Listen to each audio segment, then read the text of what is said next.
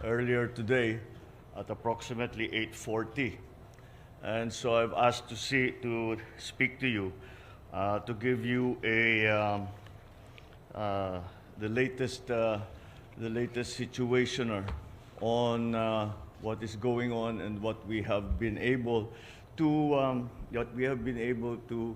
find out about the situation in different places.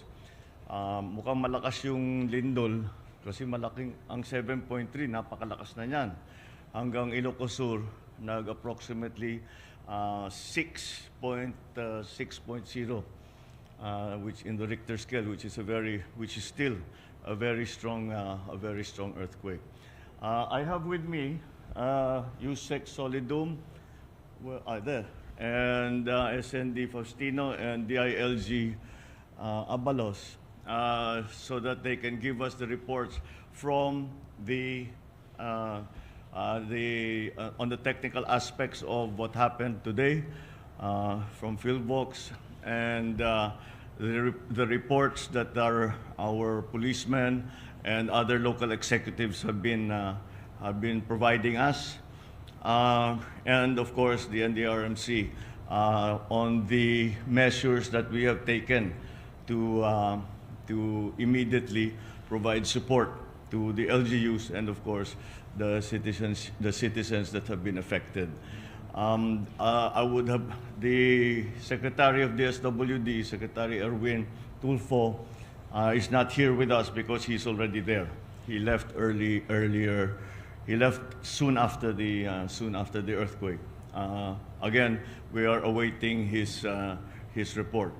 I am staying away from going to the affected areas for a very simple reason. It has been my experience as governor, it has been my experience in Yolanda, that when the national officers come to the affected areas, immediately ginugulo lang namin yung trabaho ng mga lokal.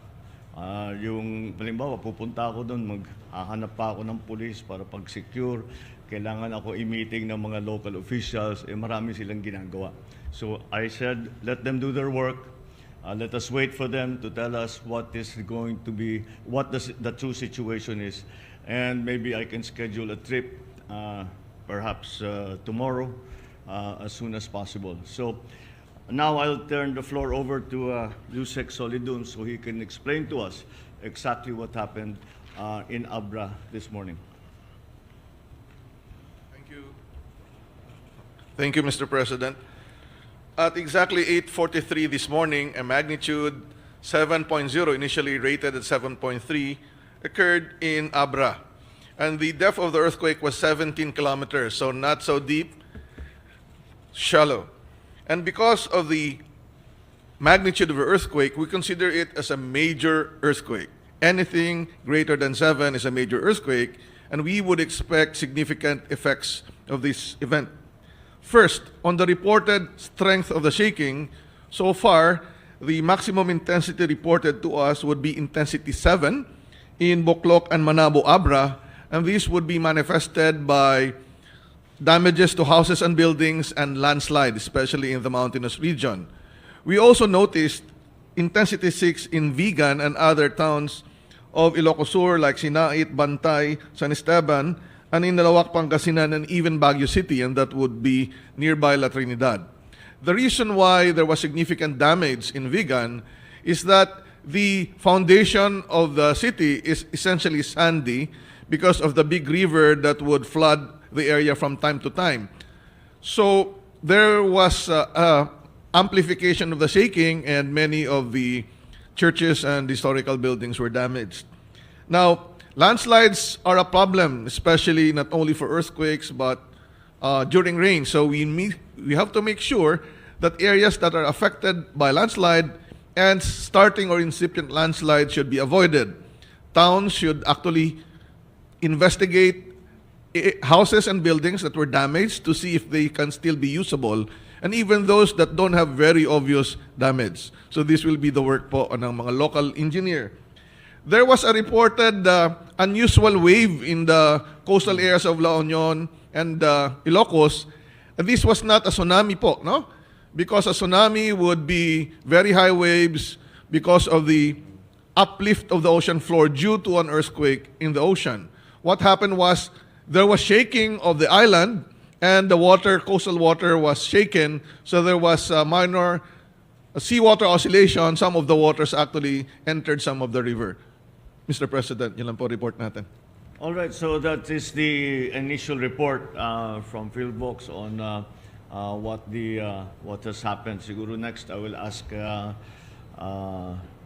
Secretary, no, unahin natin ng DILG because I want to hear also, hindi ko pa narinig ang mga report na galing sa mga local government at saka sa mga pulis natin.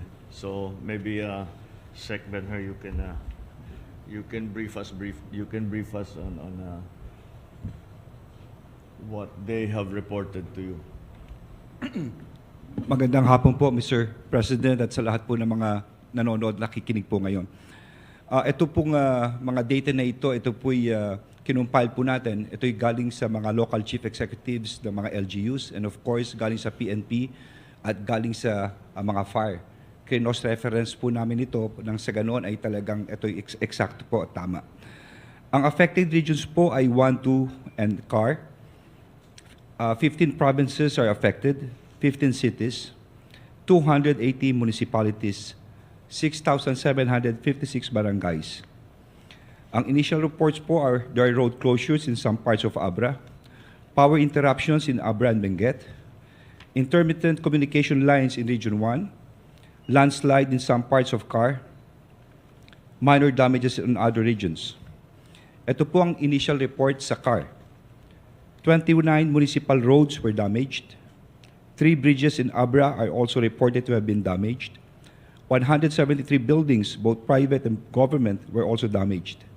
58 reported landslides, most of which occurred in Abra, with 31 reported landslides.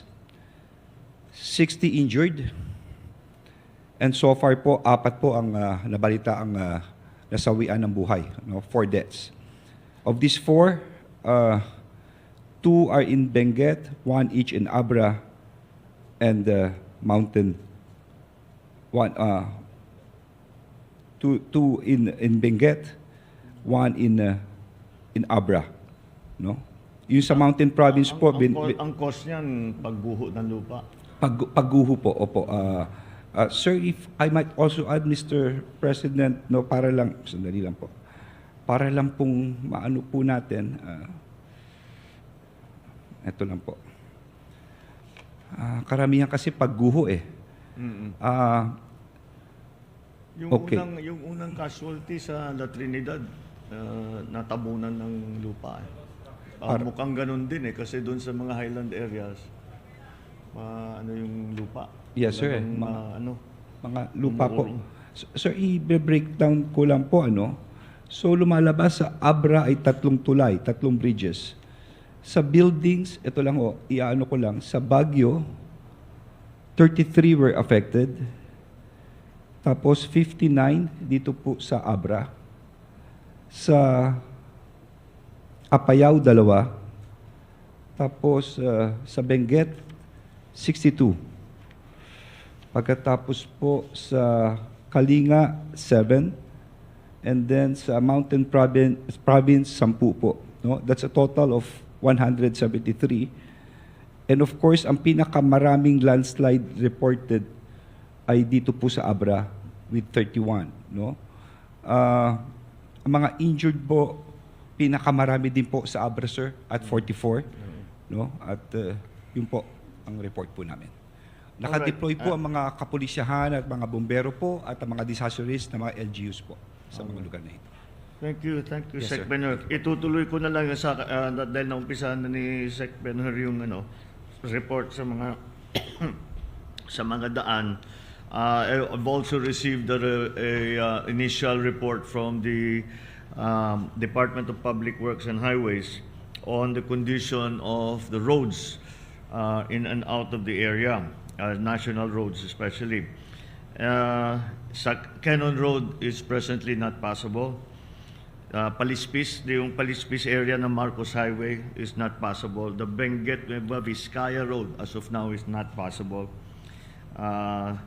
Kilometer 302 to 700 Poblacion Bukod Benguet is also not passable. Baguio Itugon, not possible. Andres Cusalan Road in Sitio Bugaw, Barangay Adaway, Kabayan, Benguet is not possible.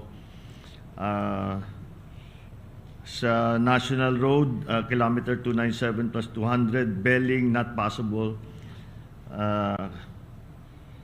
Poblacion, Kibungan, collapse, not, sa Benguet pa rin ito. Kilometer 313, basta not possible. Upper Kalinga, sa bandang Pail is not possible. On the road going up from Kalinga to Abra, Pantikan to Bablasang, Balbalan is not possible. Lubuagan, Batong Buhay Road is not possible. Ifugao, the Banawe, Hungduan, Benguet Boundary Road is not also possible. However, there are other roads like the Palispis Marcos Highway, one lane is possible now. Baguio Bontoc Road, pwede ng one lane. Benguet Nueva Vizcaya, one lane. So dahan-dahan nabubuksan naman. What was not possible, we have already been able to clear some of them. Hindi, unless kasi basta't hindi naman mabagsakan ng malaking bato at lupa lang ang bumaba, ay hindi naman mahirap na i-clear yan. Kaya I anticipate by the end of the day, the majority of these roads that I have mentioned as being not possible should already be available for use to us. Now I'll give the floor to SND Faustino on the report from the NDRMC. Yes, sir. Thank you, Mr. President. Magandang hapon po sa lahat. Ang reports po na ito ay halos kaparehas din po nung kay Secretary Abalos. Ganyan man, dito ay I will give emphasis doon sa ano na ba ang mga preparasyon o ano na yung mga ginawa natin as a result of the earthquake. Ang actions po taken by the NDRRMC, agad po ay nag-convene ang ating NDRRMC. Nagkaroon po tayo ng emergency meeting through VTC with concerned regional directors ng mga naapektuhan ng mga rehiyon at mga probinsya. And we already issued a directive issued to Luzon regions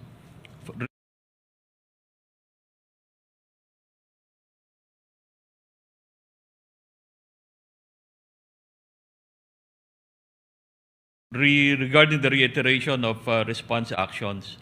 The OCD also issued 2 emergency alert and warning message. We also, in coordination with PhilBox, the quick response teams to be deployed for field assessment. As mentioned by the President, DSWD Secretary is already in the affected, already in Abra for the relief assistance. Of course, yung Armed Forces of the Philippines prepared assets for mobilization already. We are talking about air assets, and we could add more kung kinakailangan pa. But we have a number of assets, air assets already positioned in the area in coordination with the Northern Luzon Command. And the Philippine Navy assets are on standby already, sir, in Subic kung kakailanganin pa, sir, ito. Then, of course, the available relief items from the Office of Civil Defense is already ready and prepared. Sakaling mga ilangan ng ating mga LGUs dahil meron namang mga nakaposition na preposition na mga relief goods doon sa lugar na to. Right now, the rapid assessment is ongoing on the following: status of roads and bridges as reported kanina, status of critical lifelines and infrastructures, status of houses, status or the total affected population, the immediate needs, and as we speak, ongoing ang road clearing operations, and ongoing data gathering and submission of situational reports. Thank you, Mr. President. Thank you, Secretary. So that is the general situation as we know it for now. Pagka ganito, ang lagi kong inaalala kaagad yung kuryente at saka yung tubig. because that's always the immediate, dahil yung kuryente kailangan sa communication and the communications, but the communications is dependent on the availability of the power supply. Ang report na nakukuha natin, nagtanong ako kasi generally rural area naman ito, so hindi siguro dapat maging problema ang water supply ng tao. Pati pagkain, dahil naman hindi naman na iba naman ito sa bagyo, palagay ko may available na pagkain. Wala pa tayong report kung kailan ibabalik ang kuryente. Dahil ang nangyayari diyan, kailangan nilang tignan lahat ng mga linya at para kasi basically walang short. Yung lagi natin pinagdadaanan pagka may disaster. Sa communication naman, ang Globe ay may pinadala na meron silang emergency na mga cell site. Yung Smart wala pa kaming narinig, ngunit ay nag-request na kami sa kanila na magtayo na kagad, ibalik na kagad ang serbisyo dahil lalong-lalo na pag-disaster, pagka ganito, napaka-importante na nakakapag-usap kami. Nakakausap ko yung mga local leaders, nakakausap natin ang mga first responders na on the ground. So that is where we stand now, and we will continue to provide information as it comes in. As you can imagine, this situation continues to develop, and it will do so for the next few days. But I think that everything that can be done has been done. We have even anticipated the needs of those who have become victims of this very strong earthquake. So I'll end it there, but I'll open the floor to a few questions about the earthquake. First question from Mr. Neil Maribok from UNTV. Magandang hapon po, sir. Good afternoon. Base po dun sa natatanggap na po ninyong initial information sa mga damages, may posibilidad po ba o ikinokonsidera ninyo ang pagdedeklara po ng state of calamity sa mga lugar po na ito? Generally, ang SOP dyan, ang state of national calamity, pag apektado ang tatlong region, automatic yun. Hindi naman naapekto ng tatlo. So far, we can say that it's Region 1 and CAR. So I don't think it's necessary right now to declare a national emergency. However, depending on the information that comes back, I'm sure marami pa tayong mababalitaan, marami pang impormasyon na hindi pa nakarating sa atin. Baka mangyari yun. I hope not. Kasi sana limited na nga dito sa Abra hanggang sa Ilocos Sur, Ilocos Norte, La Union. Yung mabigat yata yung sa amin sa Ilocos Norte, I spoke to the governor.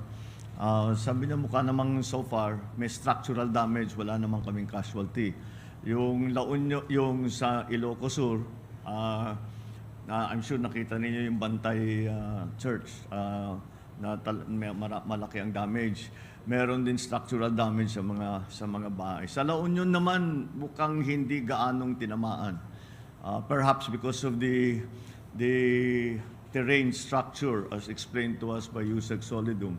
Iba siguro ang pinapatungan ng mga bayan doon sa La Union. So anyway, and now of course we know what has been happening in Kalinga, in Benguet,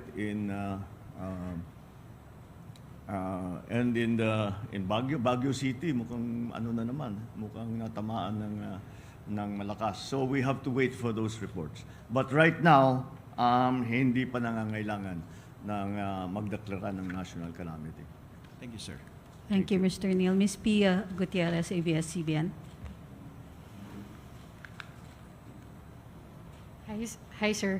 Good afternoon. Good Sir, base afternoon. po sa report ng Pag-asa, meron po silang mga binabantayan na weather disturbances that will affect mostly yung mga areas na lubhang tinamaan po nitong lindol. So, sir, what are your directives, sir, to the government agencies to prevent further damages and loss of lives?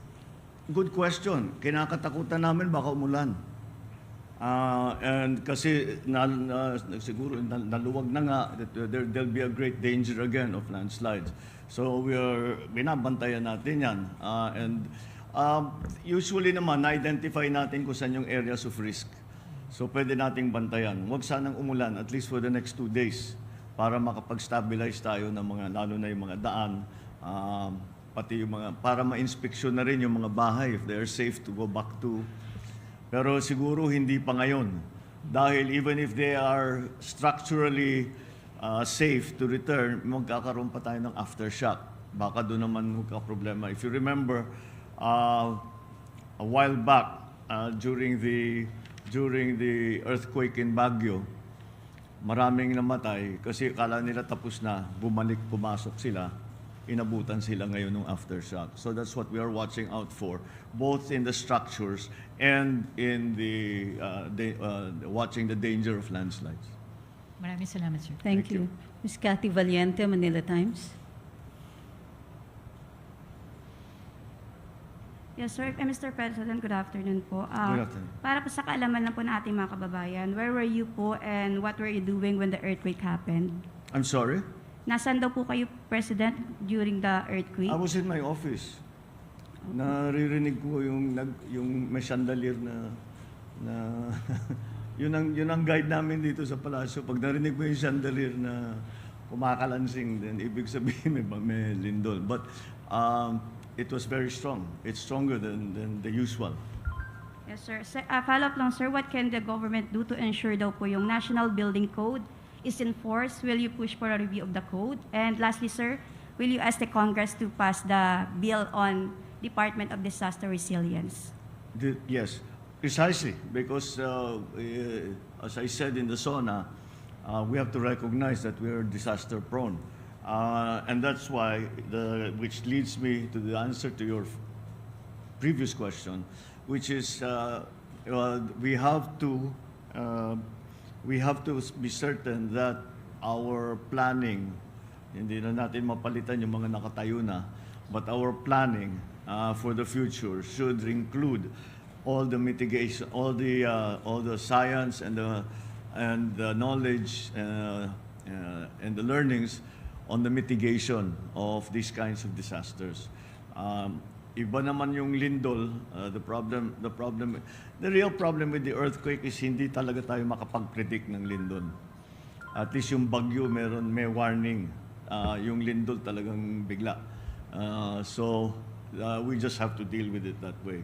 And if we can make get that balance between cost and the mitigation requirements ng ating building code, so that we are safe when the earthquake comes or malakas na bagyo, then that is what we will have to do. Sorry, sir. Thank you. Will you push po for the passage of the Of the? yung sir, bill on National Disaster Resilience Yes. Department? Sorry. We mukhang, I don't like to say it, pero mukhang mapapadalas ito eh. Not the earthquake, pero yung weather, lalo yung extreme weather.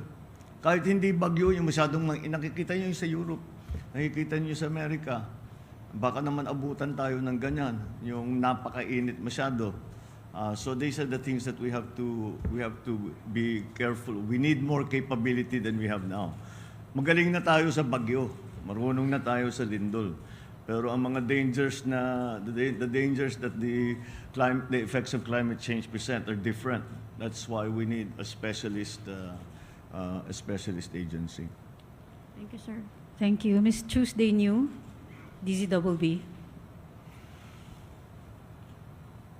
Good afternoon, Mr. President. Good afternoon. Apo, so far po, nabigyan niyo na kami ng initial scenario ng ongoing relief and disaster response operations. Saan po ang extent ng assistance na pwedeng ibigay ng national government sa mga affected residents, lalo na po yung mga nagiba ang bahay, bumagsak ang bahay? Papagawa din po ba yung kanilang mga bahay, sir? Papagawaan yung? Mga bahay na nagiba. Tutulungan kami, siyempre. The immediate, lalo na sa lindol, ang immediate concern is shelter. Yes. Kasi nga, kahit na titignan mo yung bahay, mukhang matibay, Hindi mo malalaman hanggang na-inspection na mabuti yun. So we cannot allow people to return to their homes yet. Because it's dangerous. That is one of the problems. Because ang tendency ng tao, pagka umalis ng kanilang tahanan, ay babalik ka agad yun. Kasi para hindi mo, alam nyo na yun, para hindi, walang masira, walang makuha, walang whatever.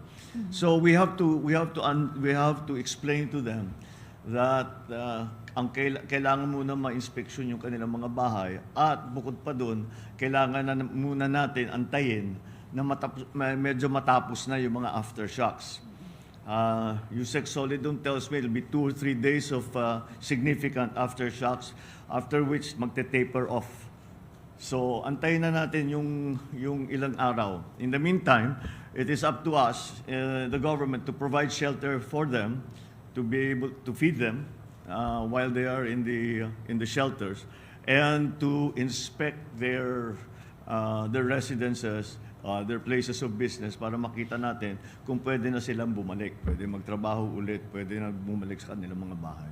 Follow up lang, sir. May panawagan po ang PHIVOX kaninang umaga sa local government units na seryosohin po yung pag-iinspeksyon sa mga residential houses, not just buildings and other establishments.